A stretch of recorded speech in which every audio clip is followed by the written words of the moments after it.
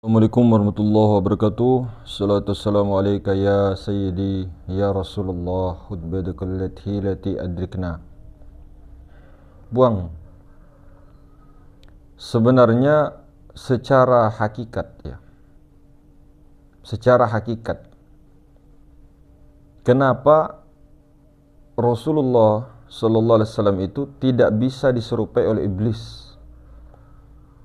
Kalau syariatnya kita sudah tahu, itu keistimewaan daripada Allah kepada jasadnya beliau, karena jasadnya beliau daripada Nur Muhammad, langsung daripada Nur Muhammad itu. Namun yang ditanya oleh saudara kita di sini adalah hakikat sebenarnya. Kalau kita berbicara hakikat ke dalam, jadi hakikat kebenarannya, kenapa Rasulullah tidak bisa diserupai wujudnya, hakikat dirinya yang sebenar-benarnya oleh iblis. Kenapa, Tuan Guru?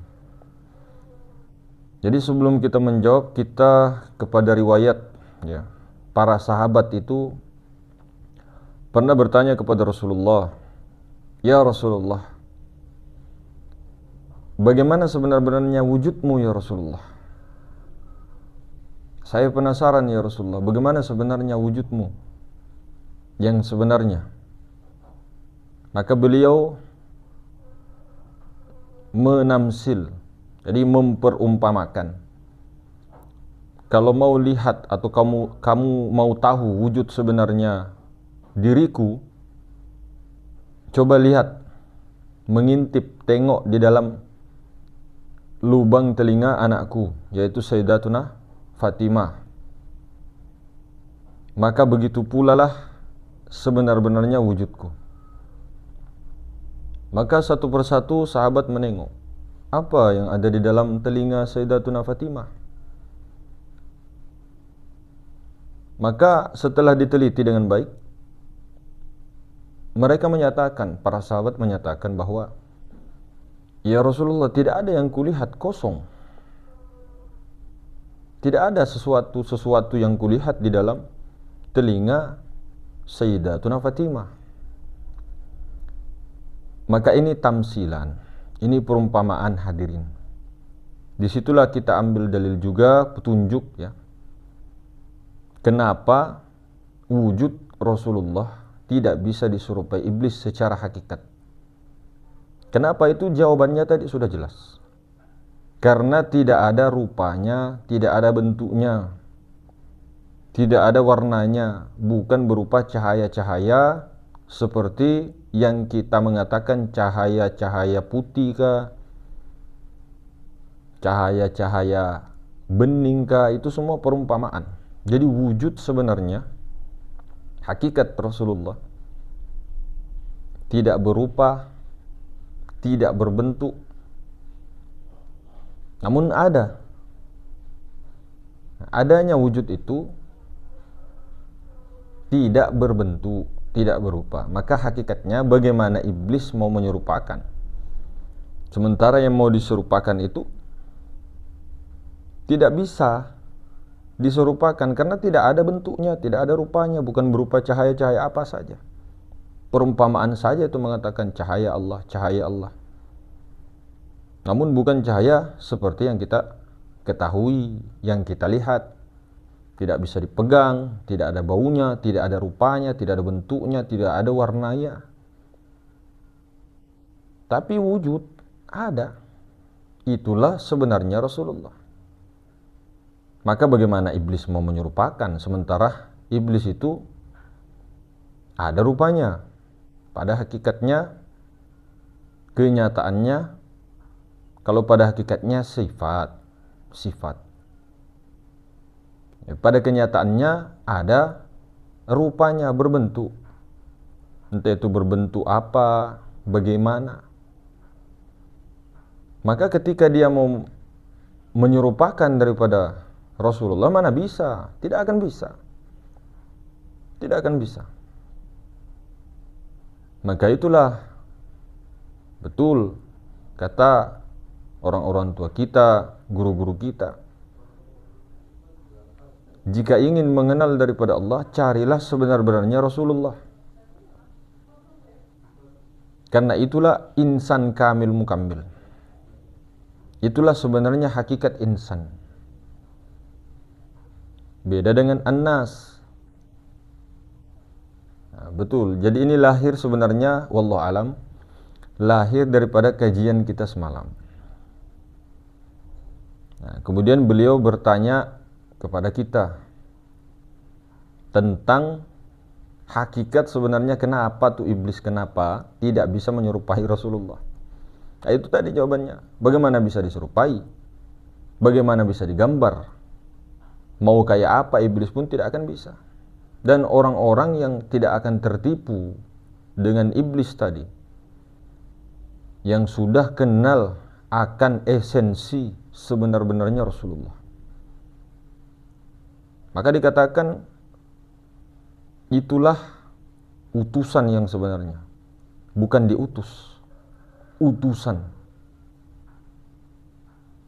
Kalau nabi-nabi dan rasul-rasul itu diutus, kalau beliau utusan.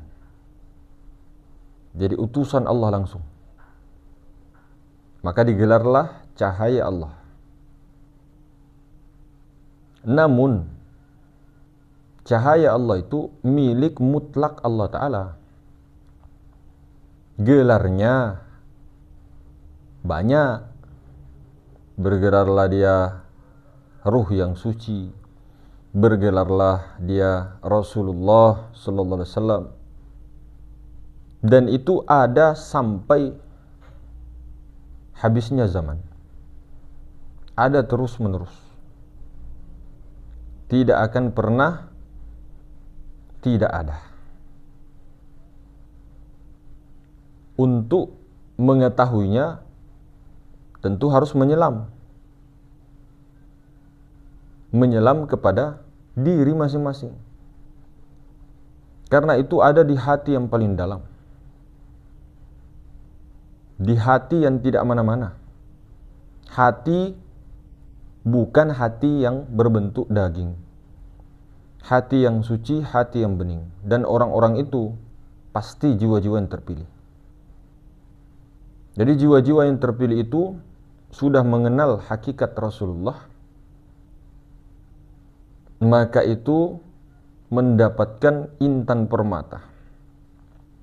Intan permata. Dengan cahaya Allah itulah mereka berjalan di tengah-tengah dunia, di tengah-tengah alam semesta, untuk menegakkan daripada tugasnya sebagai khalifah fil ard, khalifah di bumi. Namun bukan dia mengaku khalifah, bukan dia mengaku khalifah, wakil-wakil Tuhan, tapi dia itu sifat kebasariannya, sifat kemanusiaannya, sifat keadamannya sudah lebur. Jadi esensi pada dia betul-betul esensi Rasulullah. Bukan dia mengaku Rasulullah. Siapa orang yang mengaku Rasulullah, maka itu orang yang salah jalurnya, salah jalan. Kenapa? Karena Rasulullah itu bukan dia makhluk, bukan Tuhan, utusan, cahaya pembimbing. Itulah juga yang disebut hakikat kolam, hakikat lauhul mahfud. Itu jugalah yang mengantarkan kepada Allah Subhanahu wa ta'ala. Oh, berarti cahaya Allah itu Rasulullah punya hak siapa, Mas? Punya hak Allah Ta'ala.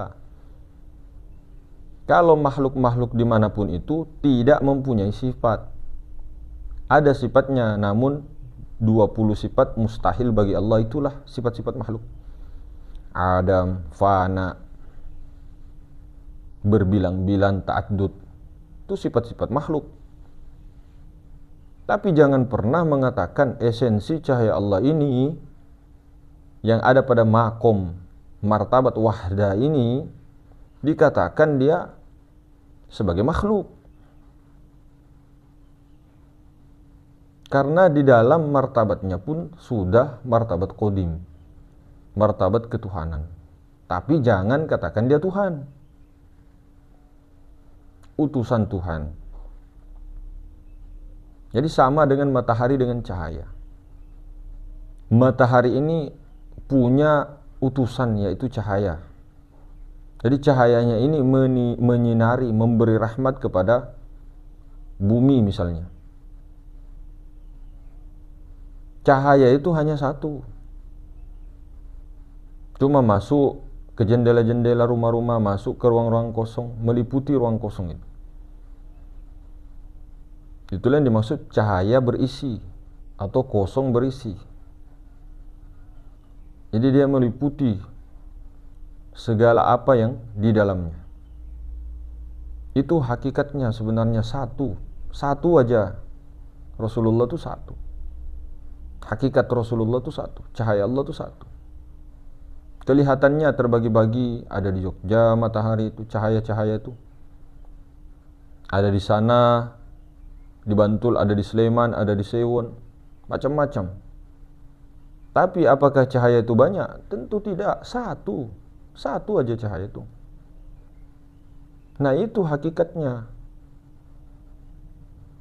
Maka sudah terjawab kenapa iblis itu hakikatnya tidak bisa meniru Rasulullah, karena tidak ada bentuknya. Nah, di dalam syariat kan kita sudah tidak bisa menjelaskan lagi karena sudah nyata ya. Itu keistimewaan tidak bisa diserupakan. Namun hakikatnya apa? Di setiap syariat ada hakikat. Hakikat itu kebenarannya apa? Yaitu tadi.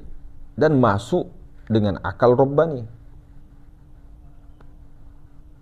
Makhluk-makhluk itu tidak bisa menyerupai apapun dia. Suaranya pun tidak berhuruf dan tidak bersuara. Suaranya saja tidak berhuruf, tidak bersuara. Tidak bersuara seperti kita.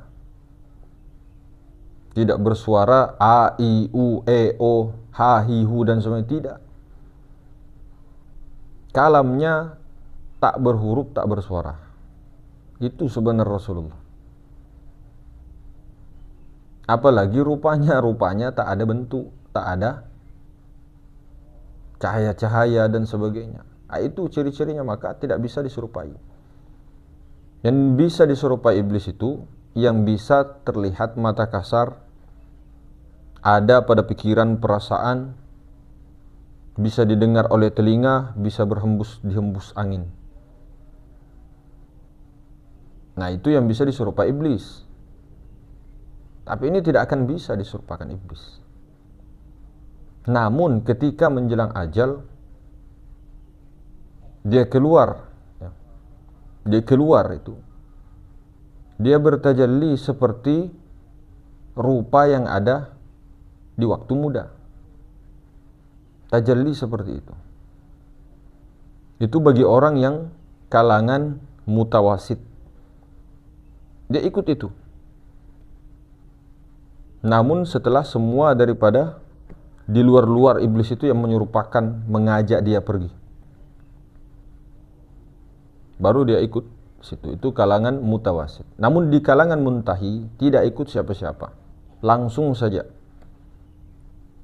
meninggal dengan seketika, tidak ikut sama siapa-siapa, lalu dibungkus oleh cahaya Allah tadi, baru dibawa langsung ke tanah suci.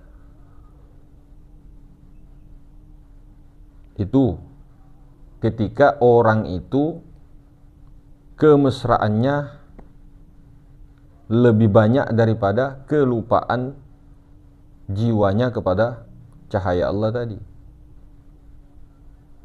Namun itu aja dua. Kalau seperti orang-orang kita biasanya dia keluar menyerupai diri kita di waktu muda.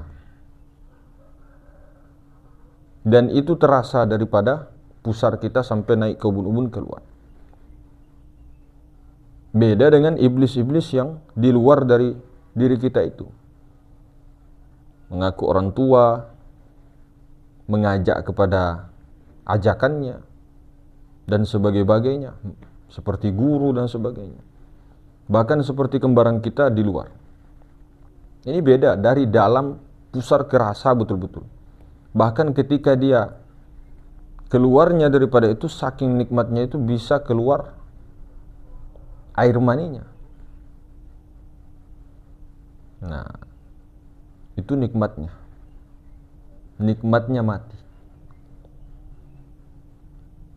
Nah, namun ketika dia muntahi, maka dia tidak keluar sama sekali.